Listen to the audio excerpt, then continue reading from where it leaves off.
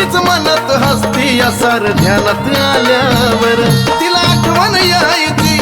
रानावनात राहायची तिला आठवण यायची रानावनात राहायची ताक भाकर खायची अग नजर लागली खंडोबाला बानुबाईची नजर लागली